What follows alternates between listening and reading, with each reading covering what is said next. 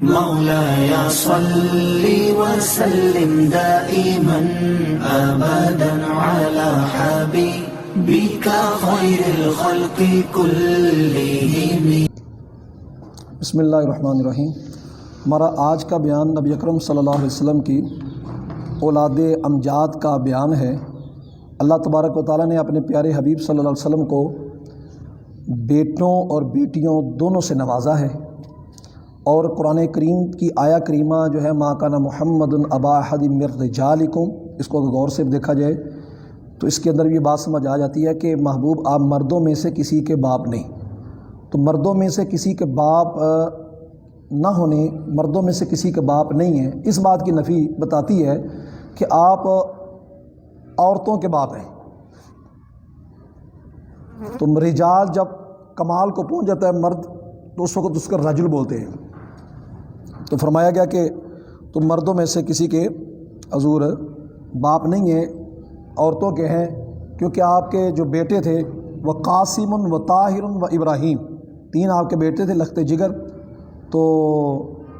اس کے بارے میں مختلف روایات ہیں، لیکن سارے بعثت سے پہلے ان کا وصال ہو گیا تھا، کیونکہ تانا دیا تھا کفار نے کہ آپ کی نسل جب منقطع ہوگی اور آپ کی نسل نہیں چل سکی. تو بڑی عجیب بات ہے، جنہوں نے تانا دیا تو ان کی نسلیں تو پتہ نہیں کہاں ہیں. حضور صلی اللہ علیہ وسلم کو اللہ تعالیٰ نے فرمایا محبوب انا اعطیناک الکوثر. اس کی ایک تفسیر یہ بھی کی گئی ہے کہ آپ کی اولاد کو ہم نے آپ کو خیر کثیر عطا کر دیا. اولاد اتنی عطا فرمائی کہ دنیا کے ہر کونے کے اندر سید موجود ہے ماشاءاللہ. اور آپ کے سب سے پہلے بیٹے حضرت قاسم جو نبوت اعلان نبوت سے پہلے پیدا ہوئے، حضور نے انہی کے نام کی وجہ سے اپنی کنیت کو ابو القاسم رکھا ہوا تھا. اور طاہر اور حضرت ابراہیم یہ سبھی بچپن میں ان کا وصال ہو گیا. بعض کہتے ہیں کہ مولا علی قاری کہتے ہیں کہ صحیح بات یہ ہے کہ 17 مہینے ان کی زندگی ہوئی. حضرت جو قاسم تھے 17 مہینے ان کی ہوئی زندگی. اللہ اکبر. اسی طرح جو حضرت ابراہیم تھے تو یہ حضرت ام المومنین حضرت جاریہ قبطیہ، آپ کی جو حضرت ماریہ قبطیہ تھی نا، ماریہ قبطیہ رضی اللہ تعالی عنہا سے آپ کی پیدائش ہوئی. اور نبی اکرم صلی اللہ علیہ وسلم نے جو تھے نا قاسم اور طاہر، ان کو طاہر و مطہر، طیب و مطیب اور عبداللہ وغیرہ کا نام بھی انہی کا ہی آتا ہے. تاہم آپ کے 3 بچے تھے، بیٹے تھے جو بچپن میں، اور ایک روایت میں آتا ہے کہ اگر وہ زندہ رہتے تو میرے بعد نبی انہوں نے ہونا تھا، چونکہ میرے بعد کوئی نبی نہیں ہے اس واسطے یہ سلسلہ منقطع ہوا ہے. جس کا تقاضا یہ پھر سمجھ آیا کہ نبوت جو ہے وہ عورتوں کو نہیں ملتی. اس حدیث سے یہ پتہ چلتا ہے کہ نبوت عورتوں کو نہیں ملتی، نبوت یہ مردوں کو ملتی ہے. تو چونکہ نبی امام بنتا ہے اور مذکر جو ہوتا ہے اسی کے یہ مناسب ہیں، فیصلے کرے، قاضی بنے، پھر آگے حکمرانی میں آئے، اقتدار میں آئے، لوگوں کے سامنے نظام چلائے. عورت کا چونکہ سیٹ اپ یہ ہے کہ عورت گھر کے اندر سیٹ اپ چلاتی ہے، اور جب گھر کے اندر سیٹ اپ چلاتی ہے تو گھر کی سرداری اس کی ہے. مرد کی باہر کی سرداری ہے، گھر کے اندر جو معاملات اس کے اندر تعاون کرتا ہے وہ. تو فاطمہ و زینب و رقیہ و ام کلثوم کن جمیعاً، یہ ساری کے ساری حضرت بی بی فاطمہ، حضرت بی بی زینب، حضرت بی بی رقیہ، حضرت ام کلثوم رضی اللہ تعالیٰ، ساری کے ساری بنات رسول اللہ صلی اللہ علیہ وسلم، نبی اکرم صلی اللہ علیہ وسلم کی بیٹیاں ہیں. اہل تشیع نے کہا کہ نہیں، وہ صرف حضرت سیدہ کائنات فاطمہ زہرا ہے، وہی ایک بیٹی ہے، حالانکہ ان کی یہ بات درست نہیں. نبی اکرم صلی اللہ علیہ وسلم کی 4 لخت جگر، اور بلکہ تحقیق کے مطابق ثابت ہے کہ اہل تشیع کی کتب سے ثابت ہے کہ یہ 4 جو ہیں وہ نبی اکرم صلی اللہ علیہ وسلم کی لخت جگر ہیں. اور حضرت زینب جو ہیں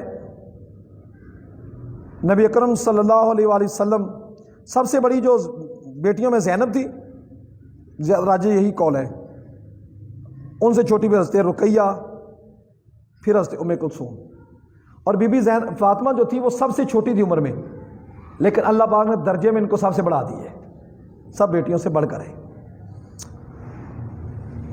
نبی اکرم صلی اللہ علیہ وسلم کی جتنی اولاد ہے وہ حضرت بی بی سیدہ کائنات فاطمہ الزہرا رضی اللہ تعالیٰ سے وہ چلی ہے، اور رسول اکرم صلی اللہ علیہ وآلہ وسلم ان سے جو محبت فرماتے، سبحان اللہ۔ حضرت فاطمہ الزہرا رضی اللہ تعالیٰ کو جو بطول کہا جاتا تو اس کی بھی ایک وجہ یہ بیان کی جاتی ہے کہ آپ کو بطول اس لیے کہا جاتا ہے کہ بطول کا بطل سے مانا جس کا مانا منقطع ہونا، تو چونکہ جہان والی جو عورتیں ہیں وہ آپ سے دین میں، حسب میں، نسب میں، فضل میں سب اعتبار سے منقطع ہیں، آپ کا درجہ سب سے بڑھ کر ہے، اس وجہ سے آپ کو بطول کہتے ہیں۔ اور سیدہ کائنات کو فاطمہ اس لیے کہتے ہیں، حافظ دمشقی نے اس کی باقاعدہ سند بیان کی ہے کہ سیدہ کائنات فاطمہ الزہرا کو فاطمہ اس لیے کہتے ہیں کہ اللہ تبارک و تعالیٰ نے قد فاطمہا وذریۃ عن النار یوم القیامہ، بی بی فاطمہ کو اور آپ کی جتنی اولاد ہیں ان کو قیامت تک کے لیے محفوظ کر دیا، کیونکہ فاطمہ فتم سے مانا ہے جس کا مانا ہے محفوظ کرنا، قطع کاٹ دینا، یعنی آپ کی اولاد کو جہنم سے محفوظ بھی رکھا ہے، جنت سے جہنم سے کاٹ بھی دیا ہے، ساری اولاد ہی جنت میں انشاءاللہ جائے گی۔ اور حضور صلی اللہ علیہ وسلم فرمایا کہ فاطمہ بدعۃ منی، فاطمہ میرے جگر کا ٹکڑا ہے،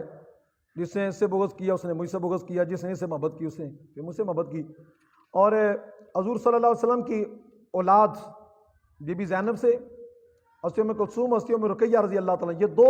وہ آپ کی صاحبزادیاں ہیں جن کا یکے بعد دیگرے حضور صلی اللہ علیہ وسلم نے حضرت عثمان غنی رضی اللہ عنہ سے نکاح فرمایا۔ نکاح کروانے کے بعد آپ نے فرمایا اگر میری کو اور بیٹی بھی ہوتی، والذی نفسی بیدہ لو ان عندی مئۃ بنت، قسم خدا اگر میرے پاس 100 بیٹیاں بھی ہوتی، وہ مرتی رہتی ہیں ایک کے بعد دوسری، دنیا سے جاتی رہتی، تو میں زوج تو کا اخرى، میں تیرا نکاح اس کے دوسری کے ساتھ کراتا رہتا۔ حضور کی اتنی محبت تھی۔ اور حضرت سیدنا عثمان غنی رضی اللہ تعالیٰ عنہ تاریخ میں پہلے وہ شخص ہیں جن کے نکاح میں یکے بعد دیگرے نبی کی 2 بیٹیاں ہیں۔ ایک شخص نے حضرت عثمان غنی رضی اللہ کے حوالے سے بڑا بغض رکھتا تھا اور امام اعظم حنیفہ رحمۃ اللہ علیہ کا دوست بھی تھا، تو امام اعظم حنیفہ رحمۃ اللہ کسی نے بندے نے بتایا کہ جو آپ کا دوست ہے وہ بندہ حضرت عثمان غنی رضی اللہ عنہ کے بارے میں اچھا عقیدہ نہیں رکھتا، ان کو یہودی کہتے ہیں۔ اتنی بات جب کہی تو آپ نے فرمایا اچھا چلو میں اس کا بندوبست کرتا ہوں۔ حضرت عثمان غنی رضی اللہ عنہ کے حوالے سے وہ بندہ جب بات کرتا اس امام صاحب کے سامنے خاموش رہتا۔ امام اعظم ابو حنیفہ رحمۃ اللہ علیہ کو جب پکا یقین ہو گیا بات کرنے والا ہے تو آپ نے فرمایا یار میں نے تجھ سے بات کرنی ہے، تو نے مجھے بیٹی کے رشتے کے حوالے سے بات کہی تھی، کہا ہاں یار، کہا اچھا یار مجھے ایک رشتہ ہے، لڑکا بڑا ہی اچھا ہے، خوبصورت بھی ہے، سونا بھی ہے، خاندان بھی اچھا ہے، مالدار بھی ہے، سخی بھی ہے، اچھا سارا کچھ ہے، پر ایک خرابی ہے کہ لڑکا یہودی ہے۔ انہوں نے کہا تجھے شرم نہیں آئی، حیا نہیں آتا، تمہاری میری دوستی کیسی ہے؟ تم نے خیال بھی نہ کیا اتنا سخی مالدار حسن جوان کہ میں نے کیا کرنا ہے جو وہ لڑکا ہے یہودی؟ تو کہا یار تجھے اتنا غضب اور غصہ آ رہا ہے، یہ تو سوچ کہ رسول اللہ صلی اللہ علیہ وسلم اپنی لخت جگر کو 2 لخت جگر کو کسی یہودی کے نکاح میں دے سکتے ہیں؟ تو جو سید عثمان غنی رضی اللہ عنہ کے والے سے یہ بات کہتا ہے تو خود سوچ تو صحیح، اپنے بارے میں پسند نہیں کرتا، چاہے جائے کہ وہ پاک ہستیاں جی کے اللہ تبارک و تعالیٰ نے ازل میں جب دیکھا تو جن کے دل سب سے اچھے لگے وہ رسول اللہ صلی اللہ علیہ وسلم ذات مقدس تھی، پھر ان کی طرف توجہ فرمائی تو جن کے اور دل زیادہ اچھے لگے اس کے بعد ان کو رسول اللہ صلی اللہ علیہ وسلم کا صحابی بنا دیے۔ ان کے بعد اور کون ہو سکتا ہے؟ پھر حضرت رقیہ حضرت ام کلثوم رضی اللہ تعالیٰ کی اولاد پاک آگے ان کا سلسلہ نہ چل سکا، اور حضرت امامہ بنت زینب اور حضرت علی ان کے بیٹے کا نام علی تھا، حضرت زینب رضی اللہ تعالیٰ عنہا جو حضور کی لخت جگر ہے، ان کے بیٹے کا نام علی ہے اور بیٹی کا نام امامہ ہے۔ مسلم شریف کی روایت میں باقاعدہ آتا ہے کہ حضور نماز کے دوران جو ہے حضرت امامہ بنت زینب کو رکھ دیتے، جب سجدہ رکوع کرتے تو پھر رکوع کرنے کے بعد سجدہ کرنے کے بعد پھر جب قیام کرتے پھر اٹھا لیتے، نماز کے دوران اٹھاتے رہے۔ امام حسن مجتبیٰ کو بھی اٹھایا، ان کو بھی اٹھایا۔ آگے جو نسل پاک ہے میں پھر عرض کرتا چلا جاؤں وہ سیدہ کائنات فاطمہ الزہرا رضی اللہ تعالیٰ عنہ سے چلی ہے۔ تو حضور صلی اللہ علیہ وسلم کی لخت جگر بھی آ گئے، بیٹیاں بھی آ گئی، اور جو امہات المومنین ہیں ان کے نام بھی ذرا میں ذکر کیے دیتا ہوں. امہات المومنین میں سب سے اعلیٰ درجہ حضرت خدیجہ کبریٰ رضی اللہ تعالیٰ عنہ کا، پھر اس کے بعد حضرت عائشہ صدیقہ رضی اللہ تعالیٰ عنہ کا درجہ ہے. اور یہ درجات کے بعد اب جو نام ہے وہ ترتیب سے حضرت ام المومنین خدیجہ کبریٰ رضی اللہ تعالیٰ عنہ، نمبر 2 حضرت سودا رضی اللہ تعالیٰ عنہ، نمبر 3 سیدہ عائشہ صدیقہ رضی اللہ تعالیٰ عنہ، نمبر 4 حضرت حفصہ رضی اللہ تعالیٰ عنہ، نمبر 5 حضرت ام سلمہ رضی اللہ تعالیٰ عنہ، نمبر 6 حضرت ام حبیبہ رضی اللہ تعالیٰ عنہ، اور نمبر 7 حضرت زینب بنت جحش رضی اللہ تعالیٰ عنہ، اور نمبر 8 حضرت زینب بنت خزیمہ رضی اللہ تعالیٰ عنہ، نمبر 9 حضرت میمونہ رضی اللہ تعالیٰ عنہ، اور نمبر 10 حضرت جویریہ رضی اللہ تعالیٰ عنہ، اور نمبر 11 حضرت صفیہ رضی اللہ تعالیٰ عنہ. یہ نبی اکرم مکرم صلی اللہ تعالیٰ علیہ وسلم کی ازواج مطہرات تھیں اور ہماری مائیں ہیں جن کا ہم نے یہ ذکر پڑھا. اللہ تبارک و تعالیٰ ان پاک نفوس کا